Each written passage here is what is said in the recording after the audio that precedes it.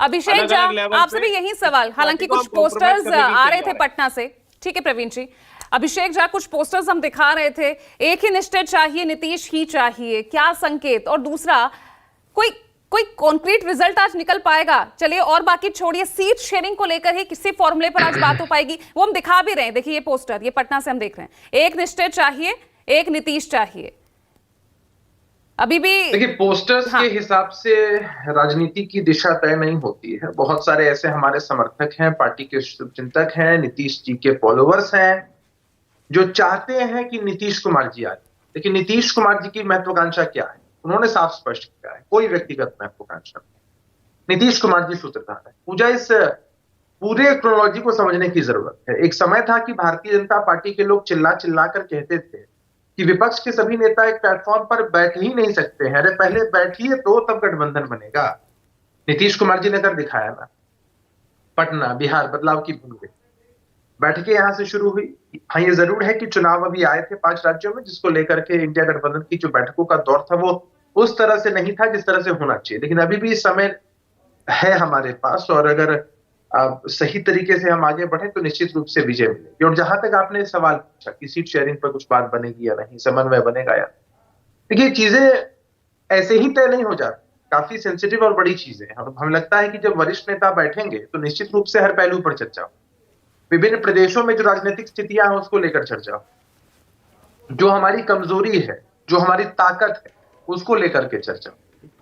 और हम जहां खड़े हैं उससे ज्यादा जरूरी होता है किस दिशा में बढ़ रहे हैं। हम एक सकारात्मक दिशा में बढ़ रहे हैं और पूरी तरीके से आशान्वित हैं कि आने वाला जो समय है वो बहुत बेहतर होगा इंडिया गठबंधन के लिए, क्योंकि देश की जनता ने मन बनाया है, भारत के लोगों ने मन बनाया है इंडिया का साथ देने।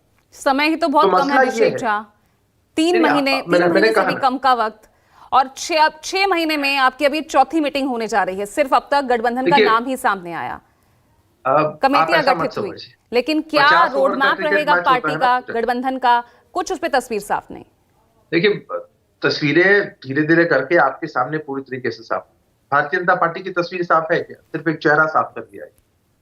नहीं, वो तो कहते हैं एक चेहरा सब पर भारी, वो तो साफ कहते हैं एक चेहरा सब पर भारी। चेहरे की पॉलिटिक्स करिए ना, चेहरे की पॉलिटिक्स। वो दौर क्यों भूल जाते हैं? 2004 में इनके पास अटल बिहारी वाजपेयी जी का चेहरा था, तत्कालीन प्रधानमंत्री थे, और यूपीए का कुंभा लड़ा था। उस वक्त यह भी तय नहीं था कि यूपीए की तरफ से कौन प्रधानमंत्री बने, और तब भी 10 वर्षों तक यूपीए का शासन रहता है, और प्रधानमंत्री मनमोहन सिंह जी बनते। किसी ने कल्पना भी नहीं की थी कि मनमोहन सिंह जी प्रधानमंत्री बनने वाले। तो देश के लिए मुद्दा क्या है? चेहरा। देश के लिए मुद्दा है उनकी बुनियादी जरूरत, महंगाई, बेरोजगारी, भ्रष्टाचार, आंतरिक बाहरी सुरक्षा, बहुत सारे समस्या। तो आज चर्चा क्या होगी अभिषेक मीटिंग में? आज फिर क्या चर्चा होगी? मुद्दों को लेकर ही चर्चा होने वाली है? नहीं, मीटिंग की चर्चा कोई मुझसे और आपसे पूछकर तो होगी नहीं भाई। मीटिंग का एक डेकोरम है, और कहीं ना कहीं जो कोऑर्डिनेशन कमेटी बनी है, कोऑर्डिनेशन कमेटी में लोगों को जवाबदेही जो मिली है उसके हिसाब से मीटिंग के मिनट्स होंगे। और हम आशान्वित हैं भाई, हर पहलू पर चर्चा होती है। ऐसा नहीं है कि हर जो चर्चा होती है इंडिया गठबंधन की बैठक में वो आपके सामने चली आती है। अरे एनडीए की बैठक आपने देखी, सुनी, समझी और जानी है सिर्फ कह देने मात्र से 37 दल हमारे साथ हैं।